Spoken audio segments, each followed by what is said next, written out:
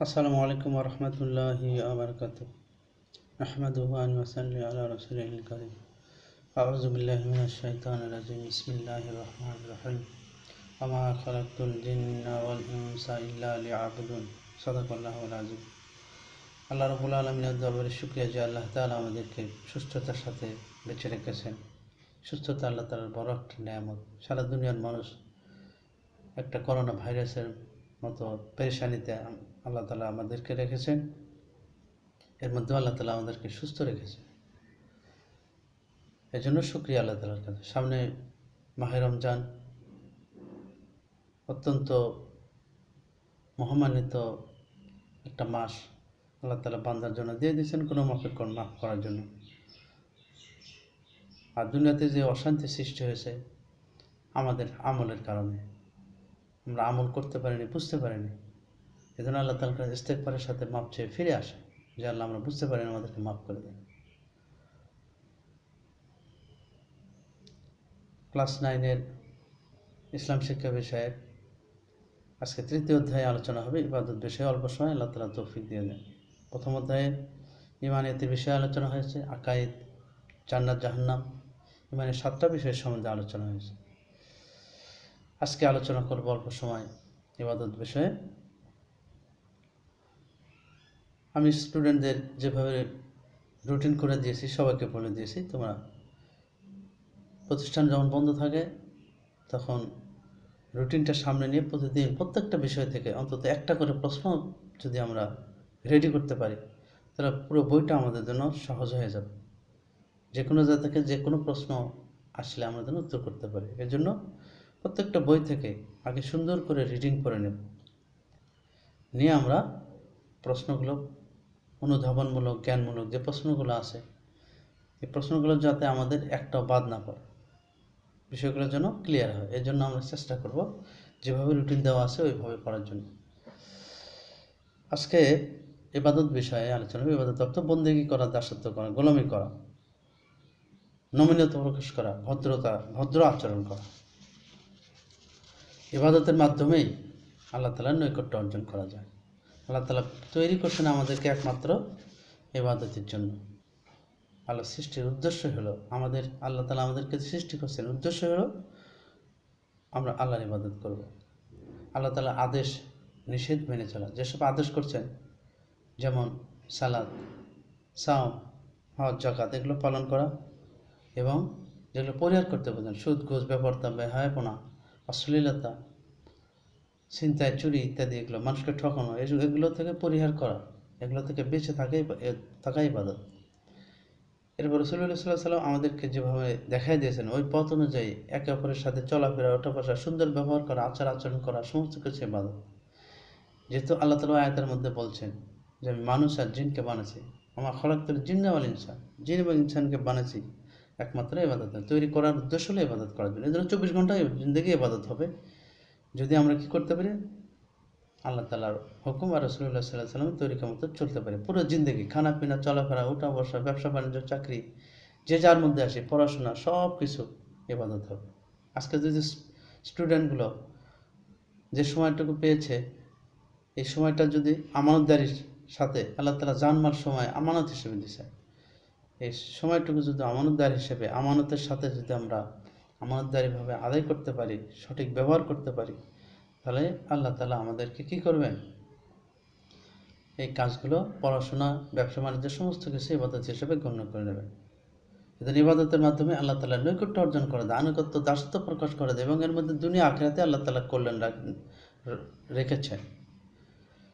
এই জন্য আমরা কী করবো, ইবাদতটা আরবি শব্দ, এর অর্থ বলে দিলাম যে আনুগত্য করা, দাসত্ব করা, যেভাবে চলতে বলতেন সেভাবে চলা। আর চূড়ান্তভাবে এর অর্থ হলো চূড়ান্তভাবে দীনতাহীনতা ও বিনয় প্রকাশ করে এবং নমনীয় হওয়া। ইসলামী পরিভাষায় দৈনন্দিন জীবনে সকল কাজকর্মে আল্লাহ তাআলার বিধিবিধানগুলো মেনে চলা ইবাদত। দৈনন্দিন জীবনে আল্লাহ তাআলা কী করা, কাজকর্মের মধ্যে যে আল্লাহ তাআলার বিধিবিধানগুলো আছে এগুলো মেনে চলাকে ইবাদত বলে। আল্লাহ তাআলা আমাদের সৃষ্টি করে পৃথিবীতে সহজভাবে জীবনযাপন করার জন্য অসংখ্য নিয়ামত দান করছেন। তা আমরা চেষ্টা করব এই নিয়ামতগুলো কী করা, পেয়ে শুকরিয়া আদায় করা। সুস্থতা একটা নিয়ামত, আমাদের মাথা থেকে পা পর্যন্ত সমস্ত অঙ্গ প্রত্যঙ্গ আল্লাহ তাআলা আমানত হিসেবে দিয়ে দিলেন, বড় বড় নিয়ামত সুস্থ অবস্থায় আল্লাহ তাআলা দিয়ে দিলেন। এই জন্য আমরা কী করব? আল্লাহ তাআলার বান্দা হিসেবে তারপর বিশ্বাস স্থাপন করা আমাদের অবশ্য কর্তব্য। আল্লাহ তাআলা আমাদের সৃষ্টির উদ্দেশ্য সম্পর্কে পবিত্র কোরআনের মধ্যে এই কথাই বলছেন সূরা জারিয়াতে 56 নম্বর আয়াতে, যেটা আমি বললাম যে আমি জিন আর ইনসানকে তৈরি করছি, মানুষকে তৈরি করছি একমাত্র ইবাদতের জন্য। তো আমরা পৃথিবীতে যত ইবাদত করি না কেন, তার মূল উদ্দেশ্য হলো আল্লাহ তাআলার সন্তুষ্টি লাভ করে একনিষ্ঠভাবে। আল্লাহ তাআলার জন্য যদি কোনো আমল না হয় তাহলে আল্লাহ তাআলা এর বদলা দেবেন না, আমার সমস্ত আমল নষ্ট হয়ে যাবে। একমাত্র ইখলাসের সাথে আল্লাহ তাআলার জন্য, আল্লাহ তাআলার জন্যই করা যারা করবে, সূরা বায়নার 5 নম্বর আয়াতের মধ্যে কথা বলেন, তারা তো আদিষ্ট হয়েছিল আল্লাহ তাআলার আনুগত্যে বিশুদ্ধ চিত্ত হয়ে একনিষ্ঠভাবে তার ইবাদত করতে। বায়নার মধ্যে আল্লাহ তাআলা এই কথাটা বলছে। কীভাবে ইবাদত করলে, জীবনযাপন করলে আল্লাহ তাআলা সন্তুষ্ট হবে তা শেখানোর জন্য আমাদেরকে আল্লাহ তাআলা আমাদের নবী হযরত মুহাম্মদ সাল্লাল্লাহু আলাইহি সাল্লামকে পাঠিয়েছিলেন আল্লাহ তাআলা, আর তাকে অনুসরণ করতে পবিত্র কোরআনে নির্দেশ দেওয়া হয়েছে। অন্যান্য নবীর কথাও এখানে আসছে। মানে আল্লাহ তাআলা বলেন, হে নবী আপনি বলুন তোমরা আল্লাহ এবং রাসূলের আনুগত্য করো, তোমরা আল্লাহ ও রাসূলের আনুগত্য করো যদি তারা মুখ ফিরিয়ে নেয়। তবে জেনে রাখুন আল্লাহ তো কাফিরদেরকে পছন্দ করেন না। এই সূরা আল ইমরানের 32 নম্বর আয়াতের মধ্যে আল্লাহ তাআলা এই কথা বলছে। তো আমরা কি বুঝতে পারলাম যে আমরা আল্লাহ তাআলা এবং রাসূল সাল্লাল্লাহু আলাইহি ওয়াসাল্লাম কর্তৃক নির্দেশিত পথ ও মত অনুসরণ করার নামই হলো ইবাদত। সুতরাং নিজেকে কি করা, নিজেদেরকে আল্লাহ তাআলা এবং রাসূল সাল্লাল্লাহু আলাইহি ওয়াসাল্লাম নির্দেশিত কাজগুলো যতভাবে সম্পাদন করতে পারলেই আমরা আল্লাহ তাআলার সন্তুষ্টি অর্জন করতে পারবো, আল্লাহ তাআলার নৈকট্যপ্রাপ্ত বান্দাদের মধ্যে আমরা গণ্য হব। এই জন্য এই অবস্থায় এই সময় আমরা খুব চেষ্টা করব। আল্লাহ তাআলা সূরা জুমার মধ্যে একটা আয়াতের মধ্যে বলছেন, বিসমিল্লাহির ফাইজা কুদিয়াতুস সালাতু ফান্তাশিরু ফিল আরদি ওয়াবতাগু মিন ফাদলিল্লাহ ওয়াজকুরুল্লাহ কাসীরান লাআল্লাকুম তুফলিহুন। সালাত আদায় করবে, তোমরা জমিনে ছড়িয়ে পড়বে এবং আল্লাহর অনুগ্রহ সন্ধানে ব্যাপৃত হবে আর আল্লাহকে বেশি বেশি স্মরণ করবে, যাতে তোমরা কি হতে পারো, সফলকাম হতে পারো। বেশি বেশি আল্লাহ তাআলাকে স্মরণ করা, তাকে ডাকা, তার কাছে চাওয়া, তার কাছে নমনীয় হয়ে চলা, এর দ্বারা আল্লাহ তাআলা সফলতা দিয়ে দেবে। তো আয়াতের মর্ম থেকে বোঝা গেল যে আমাদের আদিষ্ট কাজগুলো পরিপূর্ণভাবে আদায় করে যদি আমরা ব্যবসা বাণিজ্য, চাকরি, কৃষিকাজে বৈধ পন্থায় সম্পদ অর্জন করা, দুনিয়ার সমস্ত অন্যান্য সকল ভালো কাজ করা যদি করতে পারি, তাহলে সমস্ত কিছুই ইবাদতের মধ্যে গণ্য হবে। এমনভাবে আল্লাহ তাআলা তার রাসূল সাল্লাল্লাহু আলাইহি ওয়াসাল্লামের প্রতি ভালোবাসা, তার রহমতের আশা করা, তার আযাবের ভয় ভিতরে নিয়ে আসা, ইখলাসের সাথে আমল করা, সবর, শুকর, তাওয়াক্কুল, সমস্ত কাজ ইবাদতের মধ্যে শামিল হবে। এর জন্য কি করা, যে কোনো সংস্থায়, যে কোনো জায়গাতে আল্লাহ তাআলাকে সাথে নিয়ে চলা। আমরা আল্লাহ এবং তার রাসূল সাল্লাল্লাহু আলাইহি ওয়াসাল্লামের প্রদর্শিত পন্থা অবলম্বন করে যথাযথভাবে অনুসরণ করে যদি আমল করতে পারি, তাহলে আল্লাহ তাআলা আমাদের উপর খুশি হবেন, দুনিয়াতে আল্লাহ তাআলা ইজ্জত সম্মানের সাথে রাখবেন, আর আল্লাহ তাআলা আমাদের পরকালে মওতের সময় থেকে শুরু করে সব জায়গাতে আল্লাহ তাআলা আমাদেরকে পুরস্কৃত করবেন, সম্মানিত করবেন, আমাদেরকে আল্লাহ তাআলা অত্যন্ত মর্যাদাশীল হিসেবে রাখবেন। দুনিয়া আখিরাতে আমরা শান্তি পাব। আমল ইবাদত দুই রকম, হক্কুল্লাহ আর হক্কুল ইবাদ। হক্কুল্লাহ হলো আল্লাহ তাআলার হক। আল্লাহ তাআলার হক কি? আল্লাহ তাআলাকে একক স্রষ্টা হিসেবে জানা, সমস্ত কিছুর ক্ষমতার মালিক একমাত্র আল্লাহ। আল্লাহ তাআলা এক ও দ্বিতীয়, আমাদের কালিমার মধ্যে যে বলছে, এটা ভিতরে পোষণ করা যে আল্লাহ তাআলা সমস্ত সর্বময় ক্ষমতার মালিক, সমস্ত কিছুর রিজিকের মালিক, পালনকর্তা, রিজিকদাতা, এর শরীক অংশীদার কেউ নেই, সমস্ত কিছু স্রষ্টা আল্লাহ তাআলা, পালনওয়ালা আল্লাহ তাআলা। আল্লাহ তাআলা চালাচ্ছেন, আল্লাহ তাআলা সমস্ত কিছু করতে পারেন। আল্লাহ তাআলা সমস্ত কিছু আমাদের জন্য তৈরি করছেন, আবার এগুলো আবার আল্লাহ তাআলা ধ্বংস করে দিবেন। তার ইচ্ছেতে সমস্ত কিছু শেষ হয়ে যাবে। জীবন মৃত্যু সমস্ত কিছু আল্লাহ তাআলার হাতে।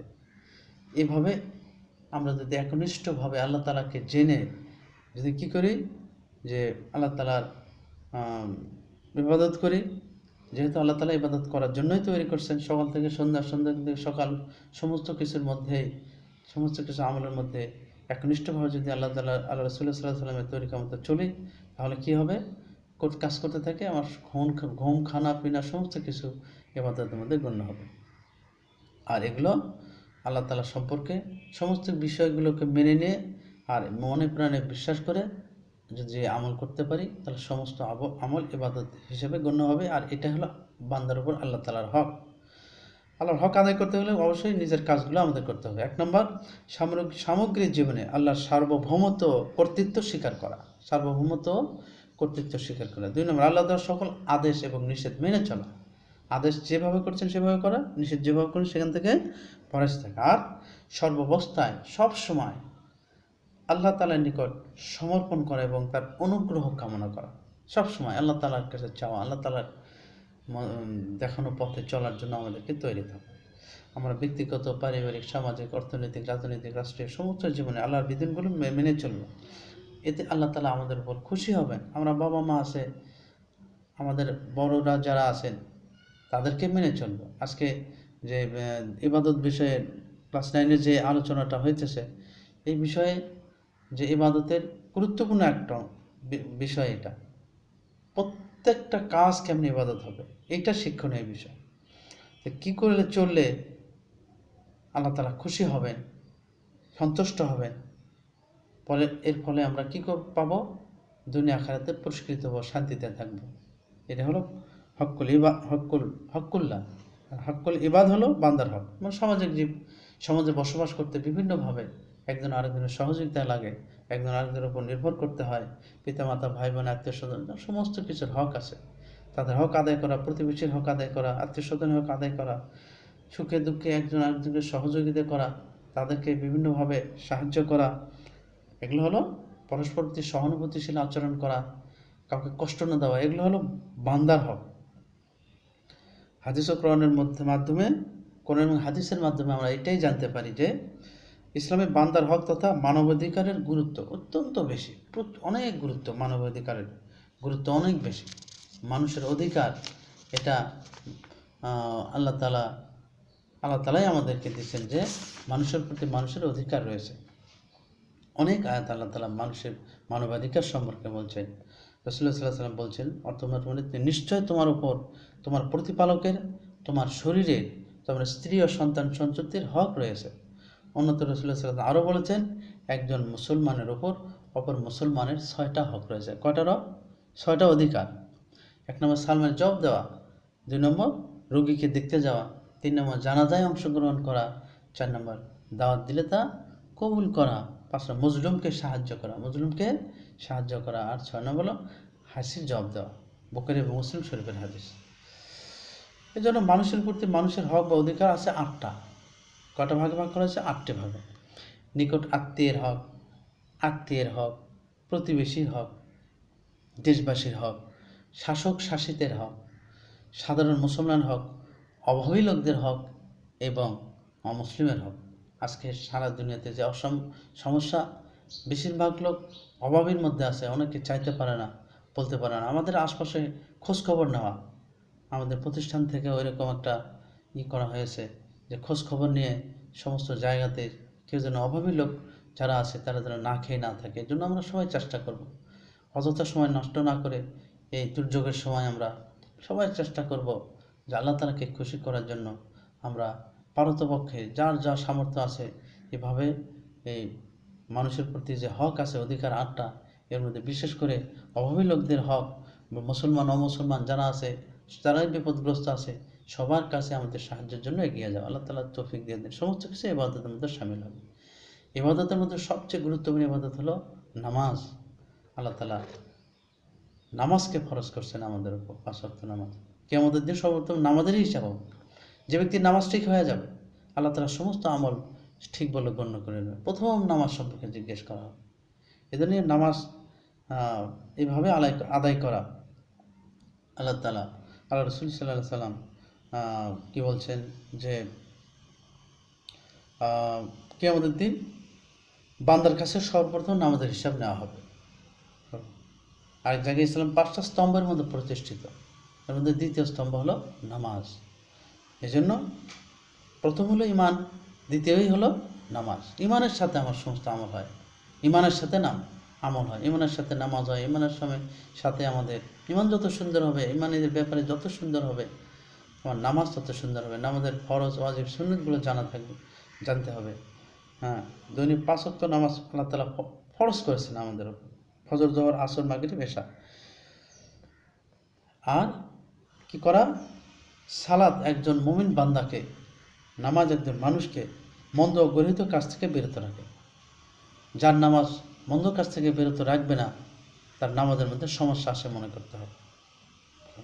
সূরা আনকাবুতের মধ্যে আল্লাহ তাআলা বলছে যে নিশ্চয়ই সালাত মানুষকে অশ্লীল ও খারাপ কাজ থেকে বিরত রাখে।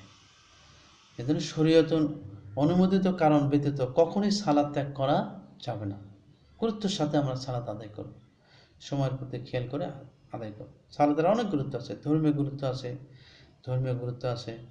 হ্যাঁ, এরপরে একমাত্র সালাত হচ্ছে ঈমান এবং কুফরের মধ্যে পার্থক্যকারী। রাসূলুল্লাহ সাল্লাল্লাহু আলাইহি ওয়াসাল্লাম বলছেন যে সালাত হলো ঈমান ও কুফরের মধ্যে পার্থক্যকারী।